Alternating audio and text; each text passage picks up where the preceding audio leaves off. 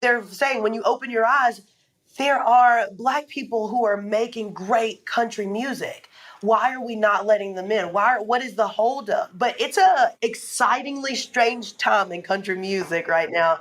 But we're super, super glad and honored to be a part of the conversation.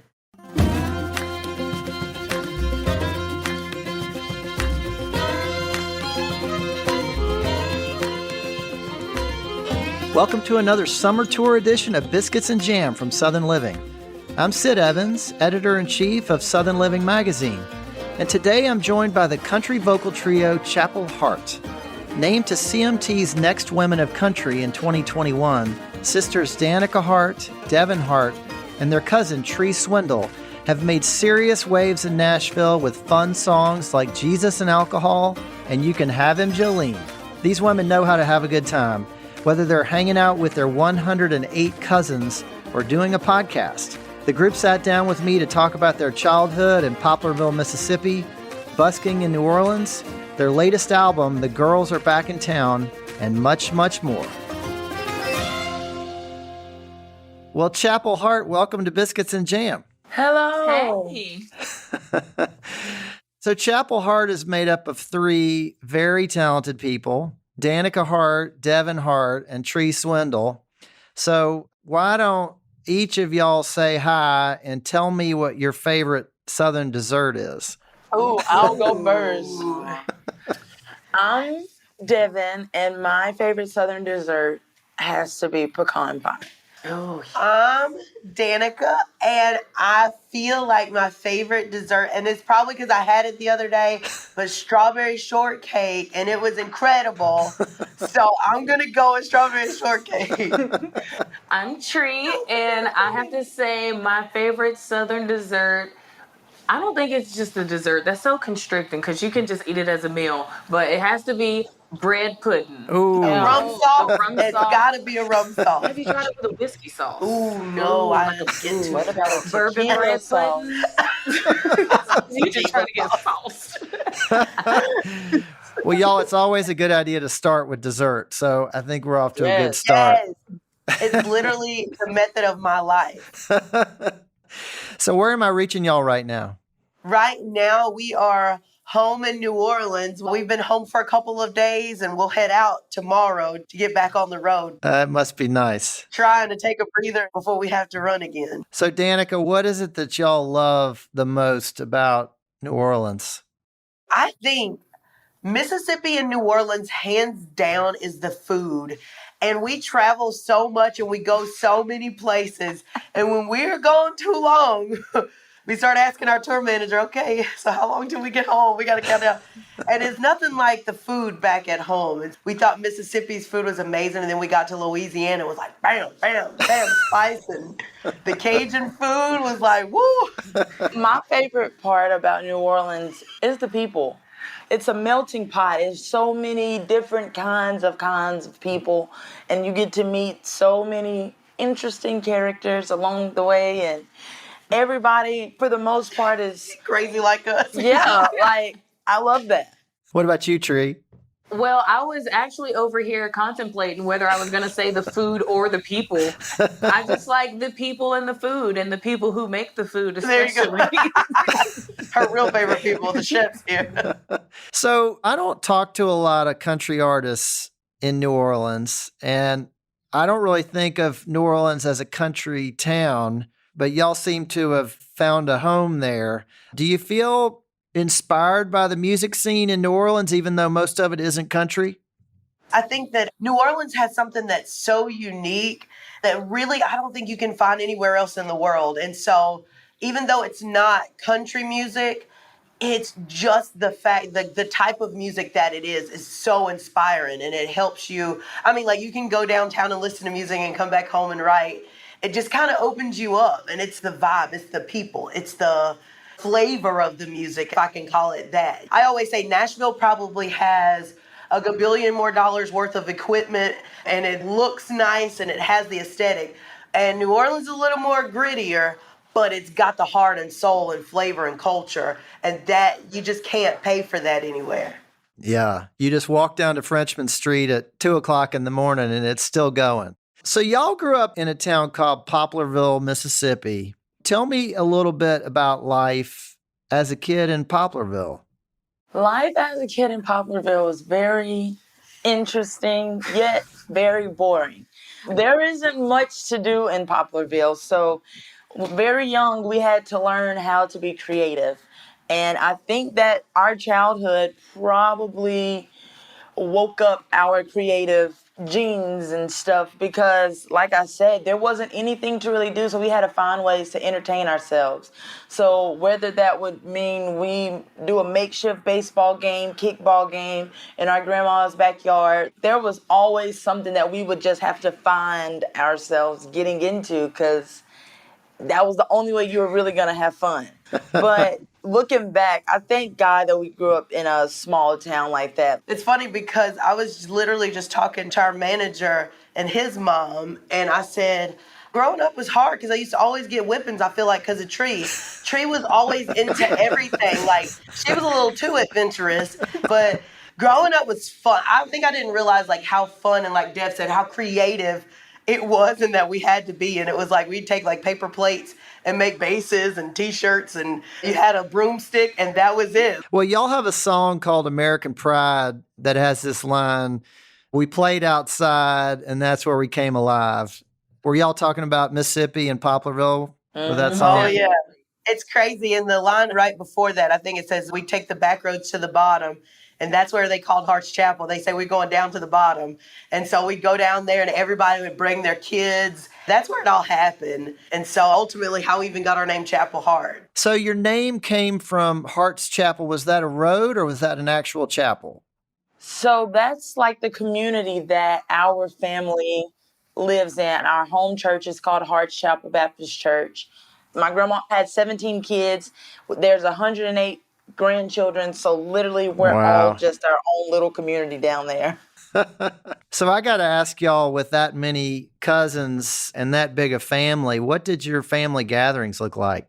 Well, like, I didn't realize this until I was an adult, but our family gatherings were almost like musicals. Everybody either sings or plays an instrument or something that has to do with music. And, you know, we grew up in the church. And so every time we got together, be it for a barbecue, a birthday, a funeral, anything, like eventually everybody would start singing. Our aunt would pull a piano out of her trunk and then we'd all gather around and we just start singing. It doesn't matter and what. Those who cannot sing, cook. Once we finish singing, we eating, and then we were able to go. So, like, the musical, I think, is a great way to describe it. Wow. All right. Well, y'all got to invite me down for one of those sometime. Yes. Oh, man. Look, we'll have to get you for one of the big events, like Mother's Day or Christmas or something like that. Like one of those. No, we got to warm him up with something like It's like light. something start you in like all them people. It can be a little overwhelming. So I got to ask, who was the cook or who were the cooks in your family? A Merle. Merle? I say Merle. Her name is Marilyn. And Marilyn. I mean, if I could probably safely say, so of the 17 children, I think there's 10 girls and 7 boys, I think. Boys. And so I don't think there is not a cook in the family. Like, all the women had to have that skill. And a lot of the aunts have certain things that they cook that they're bringing to the cookout. Like Tree's mom, Potato salad all day, every day, and Alice's got it. And I hate it because that means the day or 2 days before the cookout, she's got me peeling giant things of potatoes. I was like, how am I peeling all these potatoes? So Tree's a singer, but she's really a potato peeler. So, and I mean, like, just different people have that. At Merlin, like dessert. She would make pistolets, the shrimp pistols. Oh my gosh, she'll forever be the person to bring those. Gigi will, like, you know, she has variety. Yes, devil egg. Like she's oh my gosh, she's a devil egg queen. I think she's got all hors d'oeuvres. Her yeast rolls. Oh man, her rolls and her fried chicken. Every aunt can do something well, and so we just put those all together. Everyone just brings one. You already have 10 dishes, so it's full of food and fun. It was a community effort. Oh yeah. So y'all are so close to New Orleans. Did you grow up with a bunch of Cajun food or was it more traditional Southern? Definitely traditional Southern. Like Okay. deer. Like coon, rabbit, rabbit. deer, boar. If it's in Wild- the oh, woods, yeah, we yeah, ate yeah. it, squirrels and all. I probably am half deer because, oh my My gosh. friend is. Oh, venison is good. I was forced to eat a lot of squirrel because we used to shoot them out the window, and Mama had a rule: if you kill it, you cook it. And so I was forced to eat a lot of stuff that I didn't really want to starting As out. you should have. So y'all go an hour, hour and a half down the road, and you've got gumbo and po' boys, and everything just changes. So it's totally different. Yes. And no. Yes and no. To me, it felt like an elevated version of Mississippi. And in Or certain like ways. an 'cause there's- extension of it. An extension is a great word. So I felt like an extension of Mississippi. It just kind of opened up to this world of like food and like people will tell me now, they're like, you got to tell me where to go in New Orleans to eat. I was like, you probably aren't going to want to go to the gas station that I'm about to send you to, but they have the best chicken in the world. And so they're like, what, the gas station? But New Orleans has literally food pouring out of sometimes the strangest places that you can think of. It's one of the best places to get steak in New Orleans. It's like this dive bar looking. And it's like tucked away in the middle of it's like if you're walking and you don't know where it is, you're going to You'll miss pass it. it up for sure. Yeah, those are the secrets. Those are those Southern secrets. Oh, yeah. But then we started going down to Cajun country. Chicken crackling changed my life, I okay? didn't even know you could make chicken crackling. Right. We always say music allows us to travel, but we really do this for the food. We try the food everywhere and we love it, but it's like, and we get to sing part-time. So y'all grew up spending a lot of time in church. I'm wondering if that really helped shape y'all as musicians and performers. I'd have to say definitely because like you say we went to church a lot. But we went to church literally 7 days a week growing up. You had on Monday, you had senior mission. On Tuesday, you had like the men's meeting and brotherhood. Wednesday, you got choir rehearsal and Bible study. Thursday, you have prayer meeting. Friday, like every day there's something. Saturday was Starlight. I mean, like the Starlight Man, yeah. And the children's choir. And on Sunday, you didn't just go to church once. You went to Sunday school, 11 o'clock service, and then usually like 3 o'clock service. And maybe somebody else's church afterwards for their evening. Yeah, so we went to school part-time, and we're full-time churchers. Wow. Full-time Baptist church kids. What were some of your favorite songs to sing in church? When we were in the youth choir, there's a song we sang called I Will Sing. And it was something about, and like it started with like all the kids rocking and stomping in a cappella.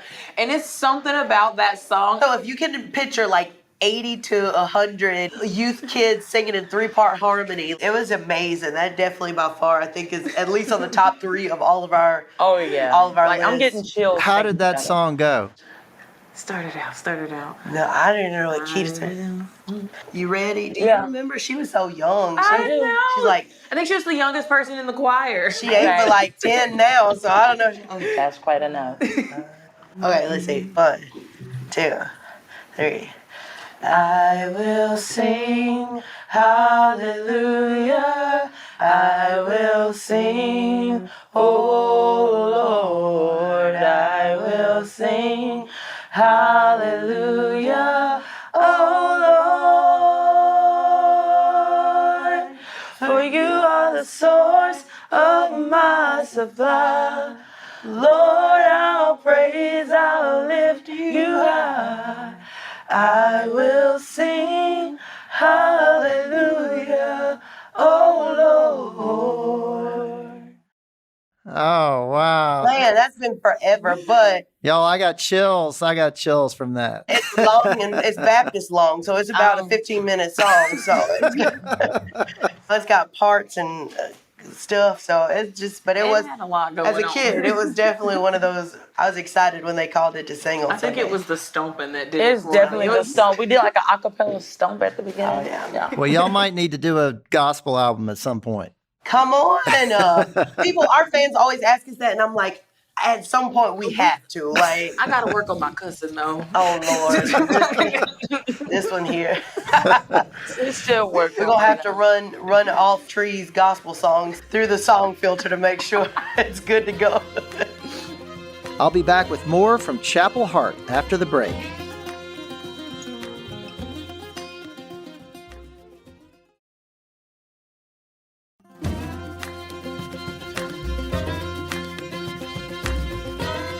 Welcome back to Biscuits and Jam from Southern Living. I'm Sid Evans, and today I'm talking with the country vocal trio, Chapel Hart. So I know y'all spent some time in a very different place busking on the streets in New Orleans, and there had to be a lot of highs and lows of doing that. What were some of the moments where you could tell that the crowd was really getting into it and it felt like something special is happening here? I think there were a lot more highs than lows. I think the only lows was whenever we'd have to lug the piano across town to get to the street to busk. But one of those oh my goodness moments was you'd see lots of buskers on the street. There'd be a handful of people watching them, but it got to a point where the police would literally have to come and usher people out of the street from blocking traffic and blocking the walkways. People would come, we heard you 5 blocks over, and we had to follow the music and see where it was coming from. I don't feel like maybe it had some lows, but I think we were so, maybe naive is the word, but we were just so grateful that people were coming to our little section of the street to come listen. And we'd sing Islands in the Stream, and people were like, oh my gosh, it's country music.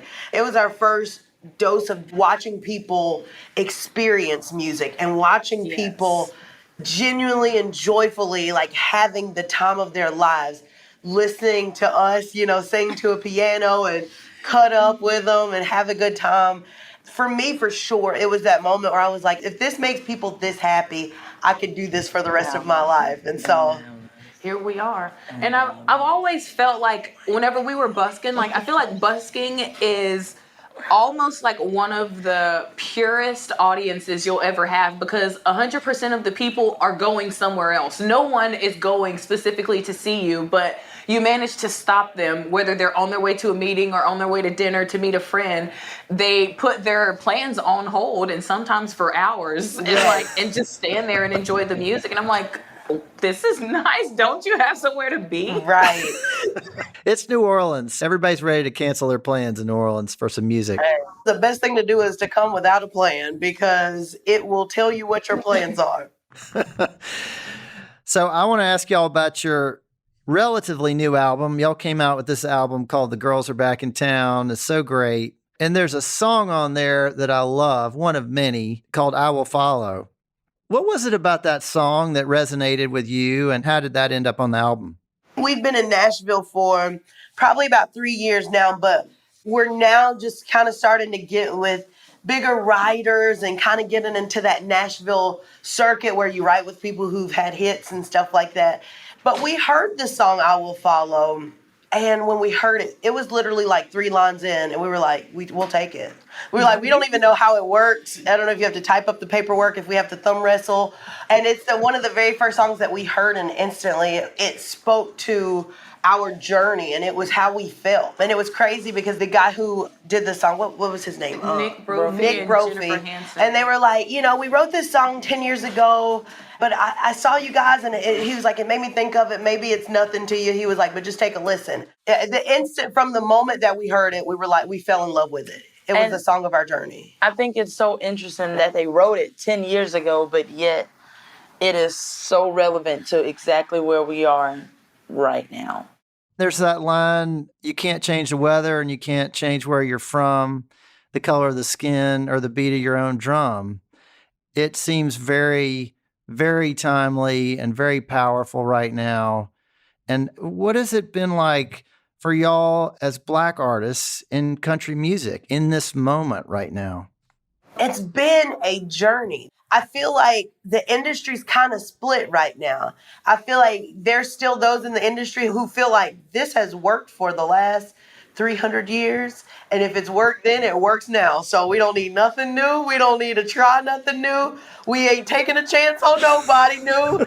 So there's that, but there's also a breeze and a wind of people in Nashville going, listen to these girls. Listen at this. Close your eyes and listen at this. I don't care if they're Black, but this music is, and they're saying when you open your eyes, there are Black people who are making great country music. Why are we not letting them in? What is the holdup? But it's a excitingly strange time in country music right now. But we're super, super glad and honored to be a part of the conversation. Mama always told me, don't be afraid to shine. Don't you try to please no one except the one inside. No, you can't change the weather, and you can't change where you're from. The color of your skin or the beat of your own drum. It's a great song, and it does feel like it really is talking about your journey, and it's wonderful. It's crazy because I think even when our managers, I think they heard it and was like, okay, and just kind of the business side of it was like, well, you girls are writing great songs. Like, let's not get so excited. But once we kind of heard it out in production, they were like, nah, this is it. Like, you know what I mean? And it was just like, this is y'all's song. So I know y'all have been out on the road a lot. I think y'all were on tour most of last year. But what does it mean to you to come back and play a show back at home in Poplarville or back in New Orleans?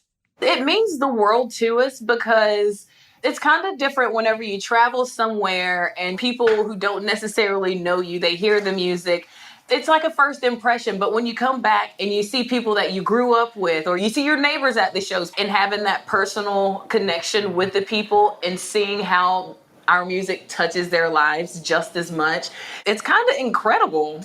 It's a feeling that you really can't describe. And I just want to share this. It was the most amazingly like hilarious and humbling story ever. So we got this message from, she graduated a little bit before us. She's a teacher now.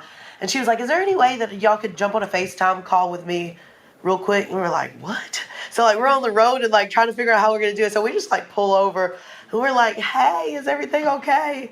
And she was like, I'm a Mississippi studies teacher. And today we were talking about famous people in Mississippi. And she said, first thing out of their mouths was Chapel Hart. And I was like, what? So I was like, if we have fans nowhere else in the world, we've got some fourth grade fans that will go hard for us, okay? That's great. Well, I want to ask y'all about one more song on the album called Jackie's Song. And it's a beautiful song. And it sounds like it comes from a real emotional place. What's the story behind that song? We were playing in New Orleans. We were just a cover band, and we had a keyboard player named Jake Gold. Jake's girlfriend was Jackie Stavas, and she was like all things golden. She was about 5'1", maybe I'll give her 5'3", maybe. No. So she's about between 5'1" and 5'3". And she was small, but she was mighty. Like, in my mind, I could only imagine if I had that much courage, the person I would be. She's one of those people, like, you don't want to talk to before 7 o'clock in the morning because she's just like, hey, how are you? You're like, bring it on down, okay? Not all of us are morning people. But she was just golden.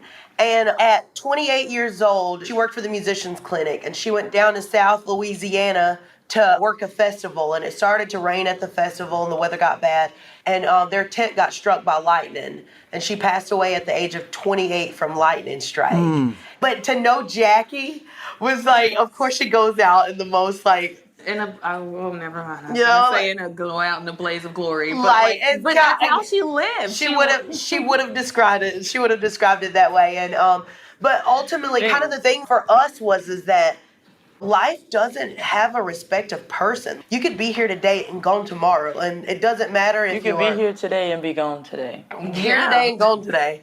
And it was one of those places, especially for me, I had to say, like, if that were me and I had to stand before God and he said, did you give it all you got? I would have honestly had to say no. We were just letting music happen to us. Like, you know what I mean? It'll happen when it happens. And the truth is, if you want to fulfill your dreams, you got to get up and chase them. That was what Jackie taught us. And her death gave us life to truly live. Because I think we were just kind of existing, and we got to New Orleans and we were like, we're trying to put together a country band. And we're like, nobody plays country music here. What are you doing? And so we just kind of settled. We were like, well, look, we'll just start a band and play all the music we like to hear on the radio. And we finally woke up and said, if we're ever going to do this thing seriously, if we're ever going to be taken serious as artists, we have to sit down and write the music that's in our heart. We have to write the music that's in our soul.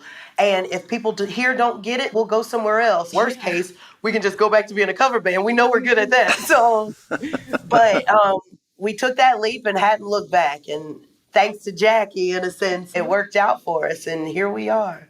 Well, you can't hear that song and not get it. Even if you don't know the story, which I didn't, it's really something. It's a beautiful song. Thank you so much, Sid. And now y'all are playing songs with Billy Gibbons, too, from Yeah. ZZ Top. Yeah, that is still kind of unreal to think about. I got a call at 5 a.m. the other day, and I thought it was my alarm. I was like, "Why is it so early?" And I looked and it said Uncle Billy, and I was like, "Oh, hello." I was like, "What? What are you doing up this early on? Well, he was getting ready to go to bed.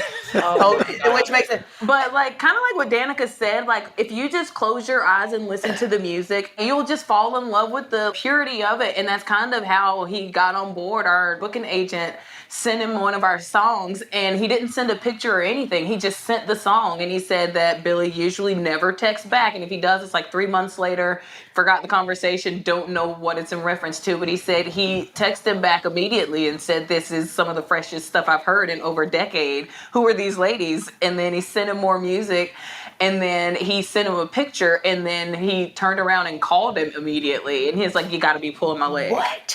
Who is this? What are you? You're joking. And y'all recorded that song called Jesus and Alcohol, which is just about as country as it gets. I tell people I was a Baptist, but I was a rebel Baptist. So I did a little drinking, a little praying, all kind of. The Lord was very gracious with me. And somewhere in the middle. Well, listen, y'all, I just have one more question. I'll ask each one of you. What does it mean to you to be Southern? Devin, why don't I start with you? Oh, dang it. I was hoping you started on me. To me, a true Southerner, we are proud people. We are kind people. We are giving people. Especially getting to see the world, it makes you miss being in the South because there is a certain hospitality that you legit will not find anywhere else in the world. Tree, what about you? Dev said a lot, but I don't know. I think it's like just I have him speechless. It's the community. It's the love. There are no strangers. There are only friends you haven't met yet. People from the South are generally thought of as like less than, or they don't have as much or don't know as much. And it makes it that much easier for us to be accepting of other people and knowing that there's more to someone than meets the eye. Yeah. What about you, Danica? First of all, being Southern is the highest honor on the badge chart to me. And it's because, like, you know what I mean? It's the warm-heartedness. And like Tree said, you don't meet a stranger, and we go places, and we're there for literally sometimes less than a minute, and people go, "Okay, where y'all from?" Like, okay, just tell us where y'all are from. And there's I don't know, I feel like especially being from the South gives you like a spark for life. It makes you appreciate the things that you've never seen. It's Friday night at the football games. It's, you know, you went to high school with the circuit court judge, and the head banker is your mom's best friend, and there's nothing like that in the whole entire world. And I get why people are running to get to New Orleans, running to get to Mississippi. And we were in Austria, and this lady came to our signing, our CD signing, and she said, "This place called Poplarville, I must go." She was referring to the song Made for Me. And girl, you better come during Blueberry Jubilee, or you ain't gonna get to see much. You ain't gonna get to see much else. There ain't too much going on. But That's great. Well, y'all couldn't have said it better. Devin and Tree and Danica of Chapel Hart, thank y'all for being on Biscuits and Jam. thank you so much. We hope y'all will have us back. Hope we weren't too much. Y'all come back anytime. Thanks for listening to my conversation with Chapel Hart. You can listen to Chapel Hart's latest album, The Girls Are Back in Town, wherever you get music. And you can visit chapelhart.com for summer tour dates, social media, and more. Be sure to follow Biscuits and Jam on Apple Podcasts, Spotify, or wherever you listen. And we'd love your feedback.